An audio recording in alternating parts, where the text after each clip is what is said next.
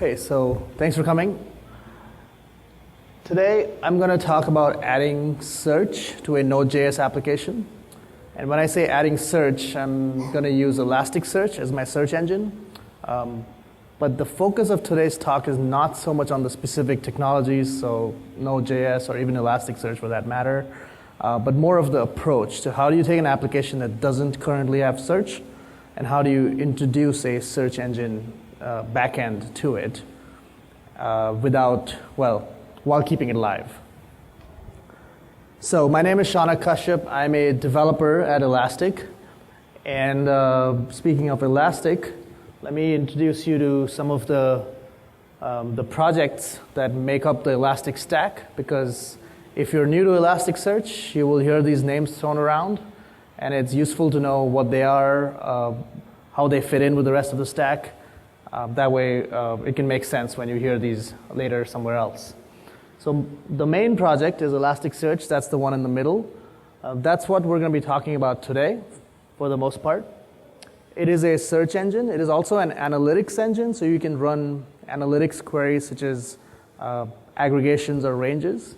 But today we're going to focus on the search part of Elasticsearch, which is full text search or structured search, etc. It is free and open source, so you can go download it and start using it. Then there's Logstash and Beats. These are two very similar projects, also free and open source. And the simplest way to think of them are they're tools to help you get data into Elasticsearch easily. Logstash is kind of like a generic ETL tool. So you can connect it to a number of different sources. You can connect it to a number of different outputs, one of which happens to be Elasticsearch. And you can do optional transforms in the middle. We will be using Logstash at a certain point today, so we'll see it in action a little bit. Beats is similar to Logstash in that it's also a tool to get data into Elasticsearch, but it's much more purpose-built. So it's not as generic as Logstash, but the trade-off is that the beats are very lightweight. So for example, there's a file beat that gets data from files into Elasticsearch. There's a packet beat that reads packets off of network interfaces and parses that data and gets it into Elasticsearch. And there are other beats like that. And then finally, there's Kibana, which is another open source free project. That is the UI that sits on top of Elasticsearch. We will not be seeing Kibana in action today, or we won't be seeing Beats either. Today we'll focus mostly on Elasticsearch with a little bit of Logstash thrown in. There's often confusion about this, but you'll hear the term Elastic and you'll hear the term Elasticsearch. Elasticsearch is the product, the project. Elastic is the company around that. So what we call the Elastic stack is all of these projects put together. And because we're a company, we have to make money. We do have some commercial plugins, and we also offer Elasticsearch as a service. So today, my agenda is pretty simple for today's talk. We're going to take a sample application, which is an address book, and we're going to add search to it. So we're going to go from this to that. So obviously, on the surface, at the UI level, it's pretty simple. It looks pretty simple. But there's a lot going on behind the scenes. And that's what this talk is about, is what is happening behind the scenes, and how do you get from the left-hand side to the right-hand side in your architecture. Speaking of architecture, it's a very typical three-tier app. You have your front end, runs in the browser. It's a single-page app. Happens to use Angular. It could use React or some other framework or no framework. In the 5 minutes since I've given this talk, there is probably a new JavaScript framework. So you could use that. Doesn't matter. The API runs Nodejs. Again, doesn't matter. But the API code is where all the business logic is. That's where we'll be spending most of our time today, looking at where to make changes and what changes to make. And it assumes that you're talking to a relational database. It could be a NoSQL database. Doesn't matter. But it assumes that there is somewhere some persistent store where you're keeping your data today. And of course, what we're going to do in the course of this talk is we're going to add Elasticsearch to this architecture. It sort of sits next to your persistent store. It's its own persistent store. This is important. A lot of times people ask, whether Elasticsearch can run on top of other persistent stores, and the answer is no. It's its own store. It writes directly to disk, which means that you have to feed data into it and also read data off of it, just as you would with any other persistent store. And that's why it hooks in at your API layer. And we'll see exactly the details of how that is to be done today. So again, as I mentioned, for those of you who walked in a little bit late, the talk is going to focus on the approach of how to go from having an application that doesn't have search to having search. The specific technologies are actually not that important here. So it's actually a pretty well-defined approach here. It's a five-step approach. Step 0 is not really a step. It's just where you're starting out. It's your application as it stands today. And we'll click around and look at that in the browser just to get a feel for it. Step 1 is get Elasticsearch installed and running. And I'll show a little bit of, I'm not going to download it because of Wi-Fi, but I'll install it, I'll run it, I'll show you what that looks like, what it means to run Elasticsearch, how do you know it's up and running, etc. Step 2 is where bulk of the work happens. So this is where in that API box, you're going to start forking your writes. So you're already sending your writes over to your current persistent store. Maybe it's a relational database, maybe it's MySQL or something else. You're also going to start sending them over to Elasticsearch at this point. And the reason you see that asterisk there is there's a little gotcha over here that we need to be aware of, and we'll talk about that when we get to that step. Step 3 is you need to backfill all your old data. So obviously when you fork your writes in the previous step, you are sending all your new data or new writes into Elasticsearch from that point forward. But what about all the data that you've already written to your persistent store? So that's why you need step 3, is just to backfill that data and catch up Elasticsearch. Then step 4, at this point, you're ready to add your search API and search whatever UI elements, because the Elasticsearch is now in sync with your other data store, and it's keeping in sync with it. And then finally, step 5 is cleaning up that little bit of transient code we added in step 2. That was that asterisk that we'll talk about. But that's a very, very minor step. So that's the general approach. And we're going to walk through this. That's pretty much all the slides in this presentation. The rest of this presentation is going to be all demo and code and terminal. So here we go. Oh, by the way, before I jump in, all of these, well, the actual demo part of it, not the slides, but the demo part of it is available in my GitHub repo. If you just step through all the branches, each branch corresponds to a step that I showed earlier. You can just walk through this whole demo on your own. Okay. So switching to terminal here, if I can. Okay. So we'll start at, all right. This is the GitHub repo I mentioned earlier. This is the GitHub repo I mentioned earlier. It's not really showing up correctly. Okay. And yeah, there's branches here for each of the steps, so you can just step through and explore this on your own later. But this is our application as it stands today. It's a very simple address book application. It's a simple CRUD app, so you can list all your addresses or contacts in the address book. You can go ahead and edit contacts and change things about them. You can add a new contact. So nothing too fancy going on here. Obviously, search is missing. That's what we're going to add here. Let's look at the code for this.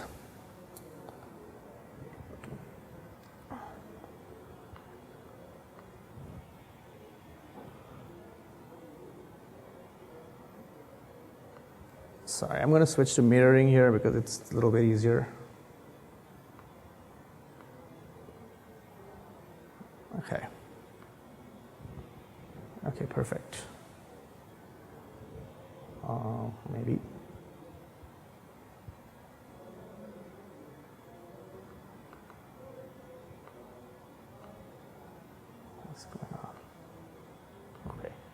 That was weird. Okay.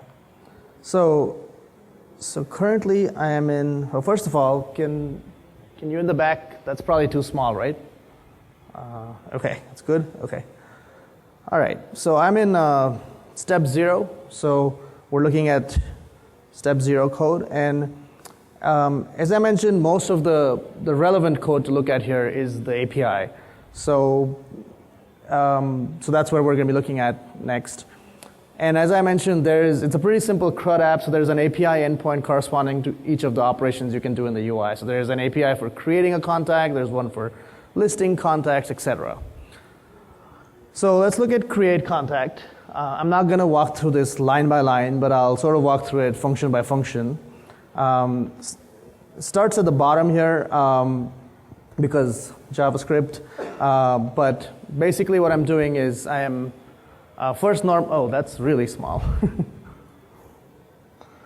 So I'm just normalizing my input. Then I insert the address into the database. And then I insert a contact into the database. So, and then once I'm done doing both those things, I send a reply back to the UI. So normalize it's pretty, right at the moment all it's doing is trimming the input. It's not really, just removing blanks, not doing much else.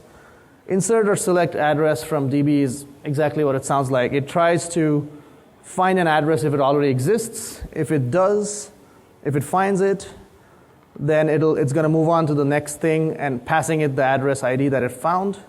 If it doesn't find it, then it's going to insert the address, and then it's going to move on to the next thing, next function, passing it the ID of the address that was just inserted. The next function is insert contact in DB, and that inserts a contact row, and this is where the address ID goes in. So pretty straightforward stuff here. Finally, when it's done, it sends a reply back to the front end. So this is the code to insert a new contact. This is called from this page. When I hit create, that's the code that will be called. Similarly, and I won't walk through this at the same level, but this is the code to update a contact. So you can see what's going on again. It does very similar things, except instead of doing an insert, it's doing an update. Again, nothing special here. Obviously, I could have used an ORM over here, but I chose not to, just to keep it pretty transparent what's going on. But same principles apply. And then finally, delete, which is probably the simplest of all the three types of writes, which is literally just does a delete with the contact ID. And that's what's called when if I were to go back and delete one of these guys. So that's our step 0, the basic app where it stands today. Now let's start the change. Let's start introducing Elasticsearch into this. So just to keep things moving fast, I'm just going to be switching branches here. I'm not going to be typing out code, but that's what the difference between each of these branches is. So in this step, there's no code changes. All we're doing is we're downloading and installing Elasticsearch. And I just want to show you how easy it is. So I'm not going to run this step, but essentially you can download it from the web. Obviously, you don't need to remember that. You can just go to elastic.co, and there's a downloads page here. And you can, you go to download, and you can download a number of different formats depending on your operating system. But I downloaded the tar over here, and so that's what I already have here. So I'm going to untar that. And that creates a folder with the same name. And then to run it, you just run bin Elasticsearch, and that's it. So it's going to spit out some log messages. I'll point out the relevant pieces. Probably the most relevant one is this one right here, where it says port 9200. And the thing to look for is this HTTP. You don't see the HTTP anywhere else.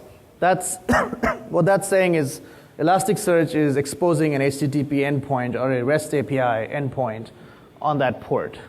So if that is correct, in my browser, I should be able to go to localhost 9200 and get something. So this is sort of the root of the Elasticsearch REST API. There are a ton of REST APIs that hang off of this endpoint, this base URL, and you can read about them in the reference docs, and we'll see one or two today. But this is how you know that Elasticsearch is up and running. And it's really that easy. To get a single node of Elasticsearch running, that's all you have to do. So I mentioned node of Elasticsearch, which I'm implying that you can have multiple nodes running. So Elasticsearch is a distributed, clustered system. I could open up a new terminal window or tab, run Elasticsearch again, bin Elasticsearch again, and it would spin up a new node, and it would form a cluster with this node over here automatically. So Elasticsearch is a clustered system. It automatically discovers the rest of its cluster and forms a cluster, I guess. And the way it does that, by the way, is using something called the transport protocol, which is what you see here, and it's talking on port 9300. So you as users would never interact with that, but it's good to know maybe as administrators what ports you might need to have open within your network, etc. Of course, these ports are configurable, so you can change them. Anyway, now we have Elasticsearch up and running. So we're done with step 1. That was pretty easy. And so let's switch to step 2.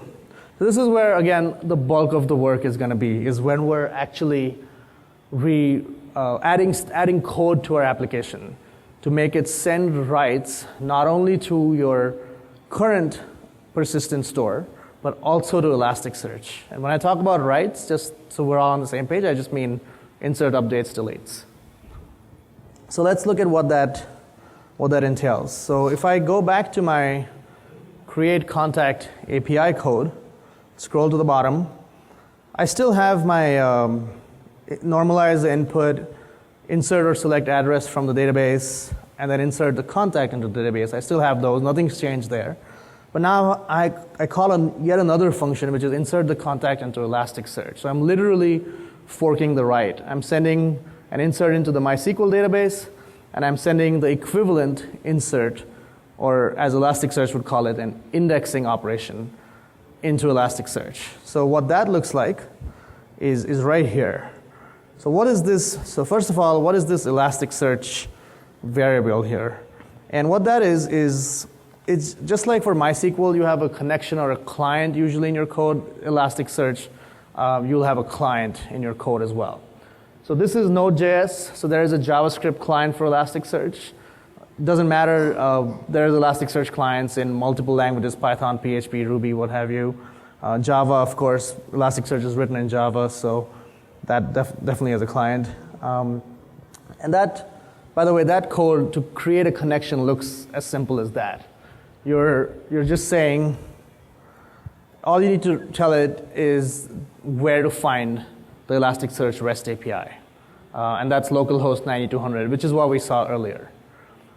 I'm pretty sure even that is optional, because by default it'll try to go to localhost 9200. I just wanted to call it out over here to be explicit. You can give it several other options, but that's really the minimum. So one question that often comes up is, let's say I have 2 nodes of Elasticsearch running in my cluster. Which one can I talk to? Like, do they both spin up REST APIs? And the answer is yes. They will both spin up their own REST APIs at different ports. So if they're both running on the same host, then they would be one would be on localhost 9200, the other one would be on localhost 9201. And if you spun up a third one, that would be 9202, and so on.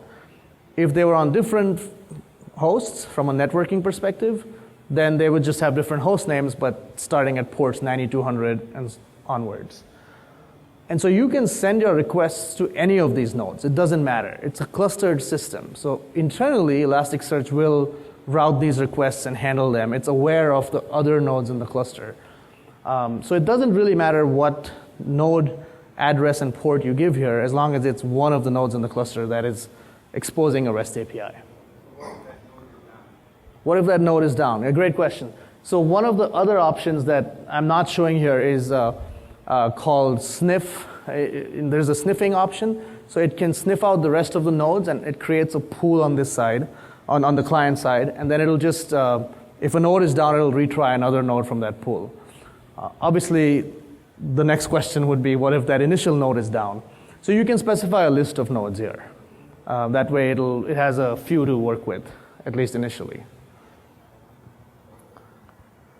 I should have repeated the question if I didn't. The question was, what is the node is down? Yeah. Okay, so once you've created the client, you basically use it just like you would in MySQL. You use the client dot some function or some method. Similarly, Elasticsearch, the client has several methods, each corresponding to one of the REST APIs in Elasticsearch. One of which is the index method. So that's how you tell Elasticsearch, here, take this document, which roughly corresponds to a row in a relational database, and index it into Elasticsearch. So let's dig into this one. And when you're indexing a document into Elasticsearch, you need to tell it a few pieces of meta information. You need to tell it which index that document is going into. This is equivalent to a database in a relational world. You need to tell it which type within that index this document is going into. And the type is sort of like a table in a relational world, conceptually. And then you need to give it an ID. The ID is optional. If you don't, Elasticsearch will just auto-generate one for you. Typically, though, if you are working with data that you already have somewhere in a persistent store, you want to reuse the ID if you can. It's just mentally easier to keep track of things that way. So I have this concept of contacts. I have a table for contacts in my relational database that has IDs in it. I'm just using the same IDs in Elasticsearch. Excuse me.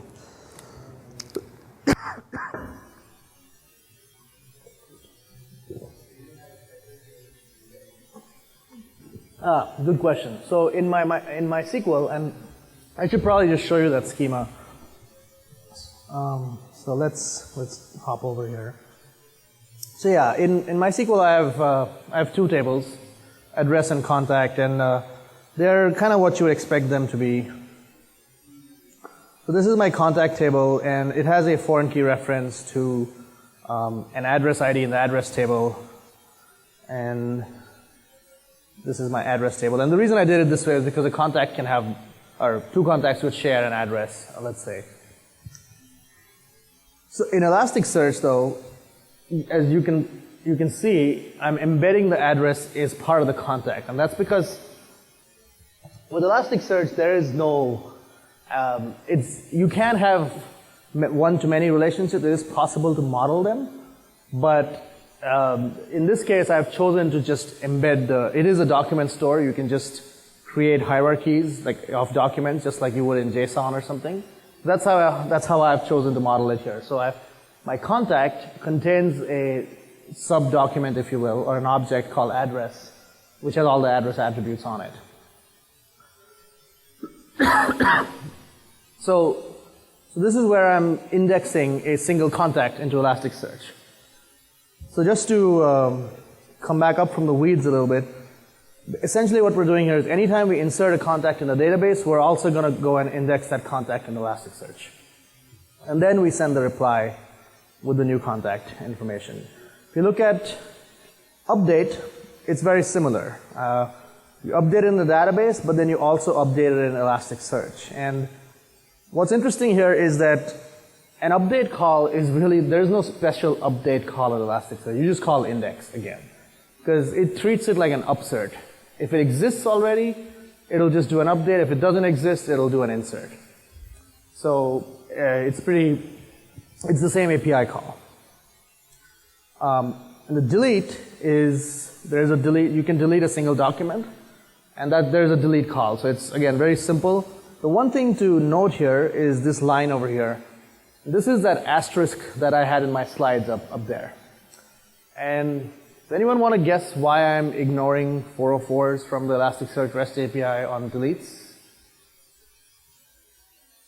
So think about this. You have an application running. You already have data in your relational database. So you have maybe 3 or 4 contacts in there. And at some point at this point in your application's life, you introduce this new code in there to fork your writes into Elasticsearch as well as MySQL. And when I say writes, that includes deletes, right? So as deletes happen against your MySQL database, they're also going to happen against Elasticsearch. So it is quite possible that there is data in your MySQL database that doesn't yet exist in Elasticsearch. So that's why when you do a delete against Elasticsearch, it may not find that contact. And so at this point, we expect that. And so we are saying it's okay. Like it's okay if you don't find the contact, just ignore the 404. It's not really an error. This is a bit of code we'll have to clean up at the very end. But at this point, and at this step in the process, we want to ignore errors from those deletes. And those are the three types of writes that can happen: inserts, updates, and deletes. So we've added code to propagate those writes to Elasticsearch as well, in addition to our relational database. And that's essentially all we have to do at the end of in step 2 here. I'm gonna just to make sure that this code is actually working. Let's check what's in Elasticsearch. So right now, there should be nothing in Elasticsearch. So here I'm calling the search API and on the address book index. So that's what that address book up there corresponds to, is the index name. And of course the index doesn't even exist because nothing has actually been written to Elasticsearch yet. So it only creates the index when the first write happens. Now you can, if you want, explicitly create the index without any documents in it. You can do that. But that's not how we're doing it here. We're saying just automatically create it when you receive the first write, whether that's an insert or an update. So let's go back to our application here and make an edit. So let's say we remove this organization here, and let's see if that made it to Elasticsearch. So now if I rerun this, sure enough, there is a contact in here, and there is no, the organization is null. So the update was made in MySQL, but it's more importantly, or at least for the purposes of this presentation, it has also made it into Elasticsearch. Same thing with deletes. Well, deletes, again, remember, if the document doesn't exist in Elasticsearch, it's just going to ignore and move on. So now we know our writes are going to our old data store, MySQL, but also our new data store in this story, which is Elasticsearch. Yeah. Yes, multiple tables. It depends on your schema. So the question is, in the real world, I'll repeat, you might have multiple tables. This is a very simple example here. So do you have to denormalize your entire schema? It depends. Sometimes, some things you might have to denormalize. Some things you can leave as, you can do pretty much a one-to-one correspondence between what might be tables in MySQL to either separate indices or types within indices in Elasticsearch.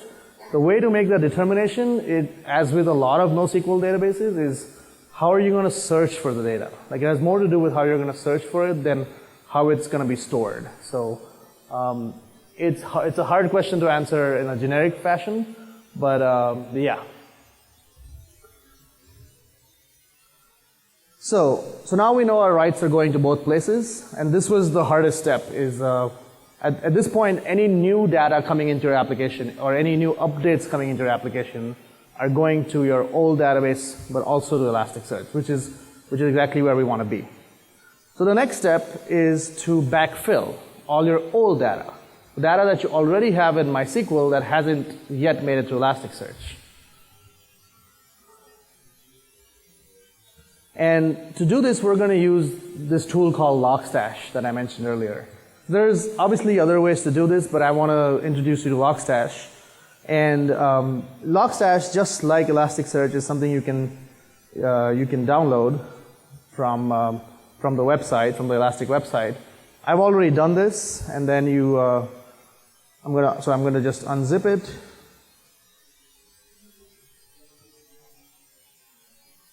And it creates a bunch of files. And just like there was bin Elasticsearch to run Elasticsearch, there's a bin logstash to run logstash. But I can't just run logstash. I need to tell it, I need to give it the rules, right? I need to tell it where is the MySQL database, where is Elasticsearch, do I need to do any massaging of the data as I read it from MySQL and index it into Elasticsearch. So the way you do that with logstash is you create a configuration file, a logstash config file. So we'll take a look at that next.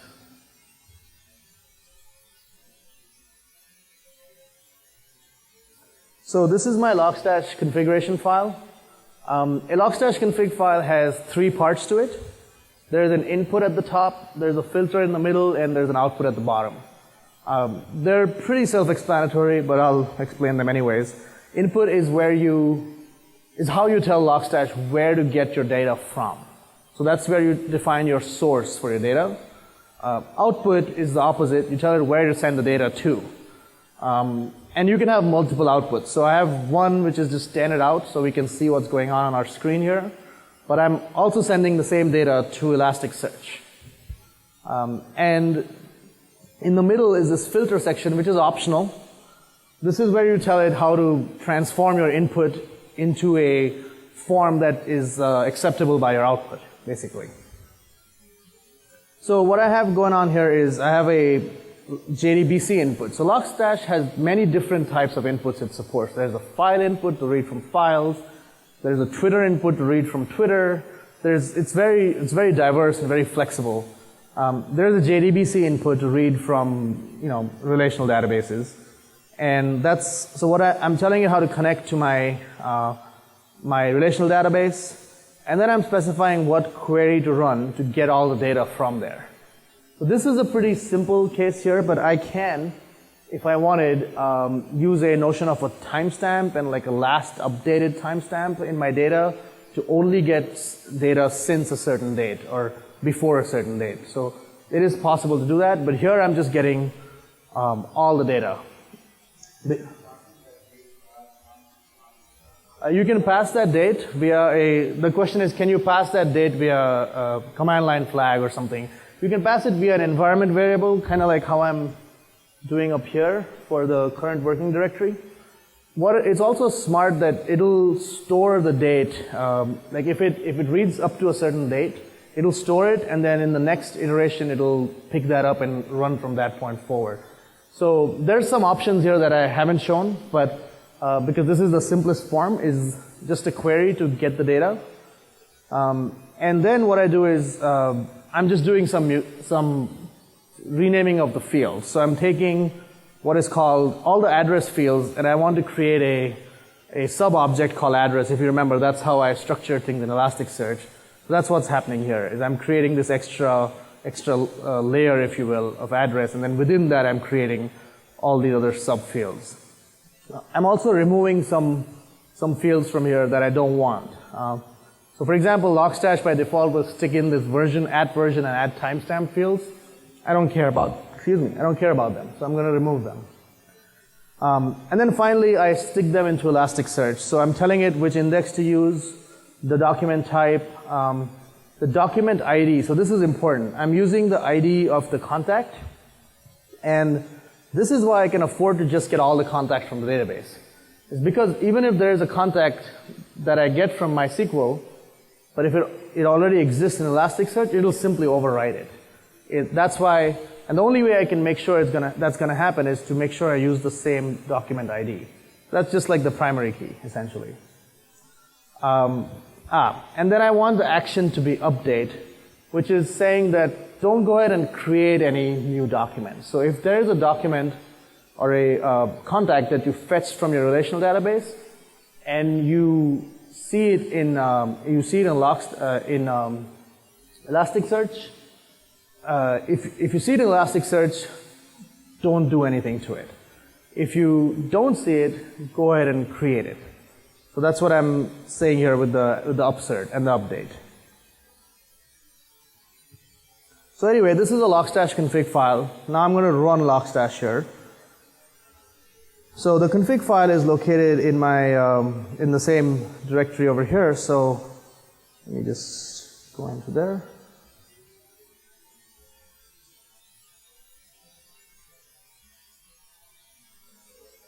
Right.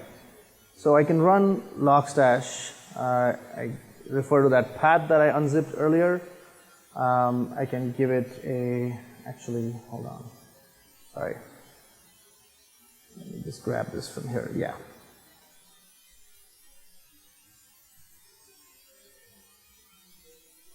Okay. So I'm not going to run this in. Let me explain this real quick. So I'm running logstash. That allow env flag over there is just enabling environment variables, because I'm using an environment variable in my logstash config. That's it's experimental functionality right now, so I have to pass a special flag. In a future version, you may not need to pass this flag. And then I'm telling it where the config file is. So that's what I'm about to run. I can pass another flag called config test to just test the validity of the file, which is what you should do before you actually run it. Now that I know it's okay, I'm going to run it. And what we expect to see is the data in MySQL. We expect to see that in the standard out, because I've asked it to spit out the transform data to standard out. But we also expected to see it in Elasticsearch. So let's go back to the Elasticsearch REST API and just make sure that the data doesn't exist. This is the one document that we had modified through the UI, and so that exists. But there's no other documents in Elasticsearch, no other contacts in Elasticsearch yet. So now I'm going to run logstash. And it takes a little bit to start up, but it's done. There were only 4 documents, and there's not a lot of data here. But and it's spit out all the JSON documents that it's going to be sticking into Elasticsearch. So if I go back to the Elasticsearch REST API and refresh it, I see all the documents that were in my relational database now also in Elasticsearch. And it says there are 3 in total. If I go back to my application and refresh, I should see 3 here. So at this point, at the end of this step, we are at a point where not only are new updates or inserts going into MySQL and Elasticsearch, but also any old data that was inserted into MySQL has now been backfilled into Elasticsearch. So now Elasticsearch is keeping up and staying in sync with MySQL, which is where we want it. So now we're ready to expose the search functionality in your application. And that's the next step.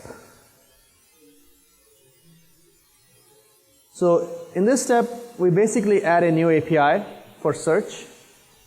And it's just calling the Elasticsearch client's search method. And it's passing in whatever the user types in the search box, which we'll see in a second. So from a UI point of view,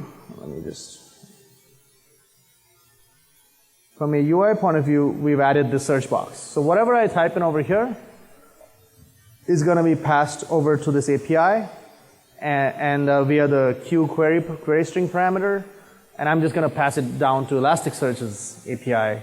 And then when I get the results, I'm just going to send them back to the client. So let's do some searches here. So let's see what we can do. So here are the few searches I wanted to show. We can search for a word, and it'll narrow it down by that word, of course. We can search for, let me clear that. We can do structured search. So that what I just showed was what's called a full text search, where it's just searching for a word or words against all your text everywhere regardless of which field the text might be in. But I can do a structured search where I want to search for a specific field, or I want to only search a specific field. So I can do that. So it'll only search in the last name field. I can I can do simple logical expressions here as well. So I can do first name. So this will not match anything because that contact doesn't exist.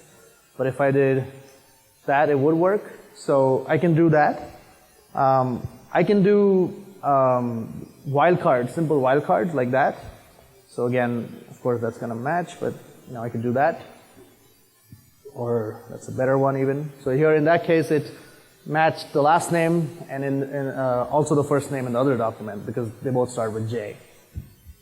I can do phrase searches. So I can say,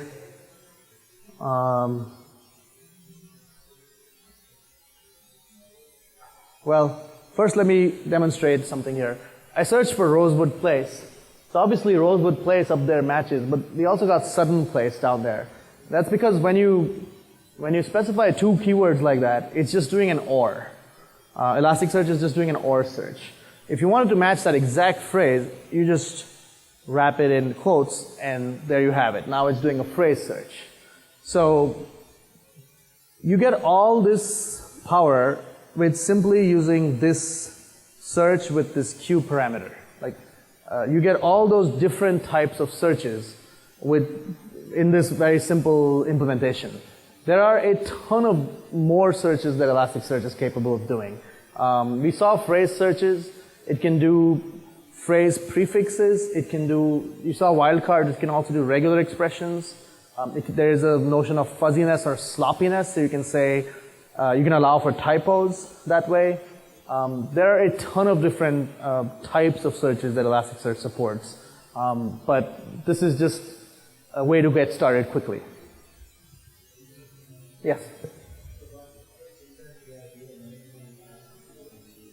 The question is, does Elasticsearch return the ID and then do we query MySQL to return the data back?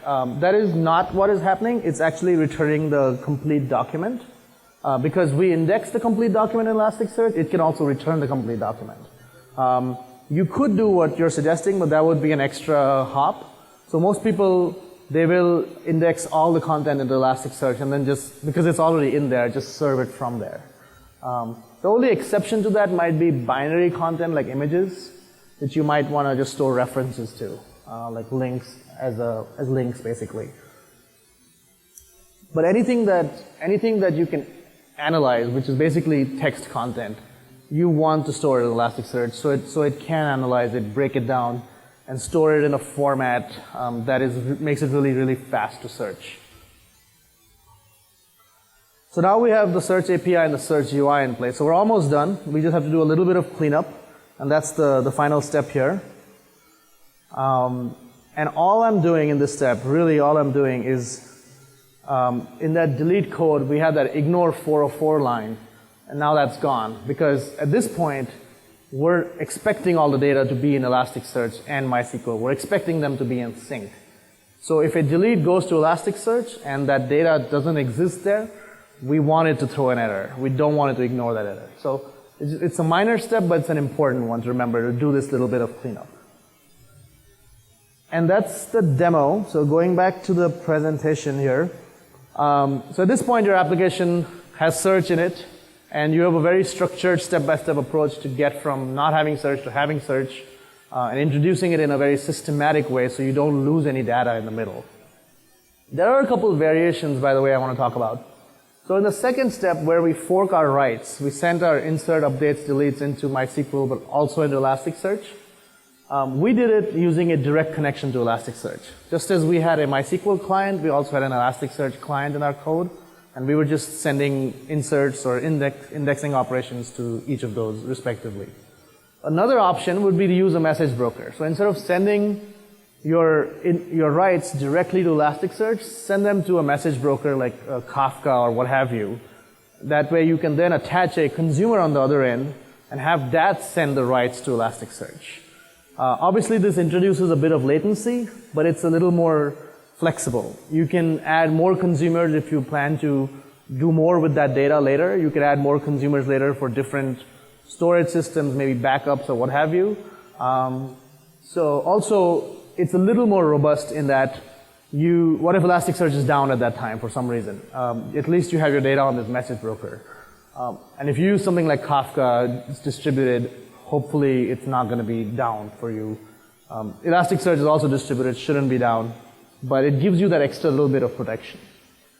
The second variation that I want to talk about is backfilling your data. So in the next step where we are backfilling our data, we use Logstash. And that's perfectly fine. But again, that works for simple cases like we had over here. If you want to do some sort of complex mapping between your schema in MySQL and your schema in Elasticsearch, you probably just want to write your own program. So just write a program in whatever your language of choice is, have it connect to MySQL, do your transform, then have it write to Elasticsearch. So just a couple of variations I wanted to mention from what I actually showed. And with that, thank you. If there's any questions, happy to take them.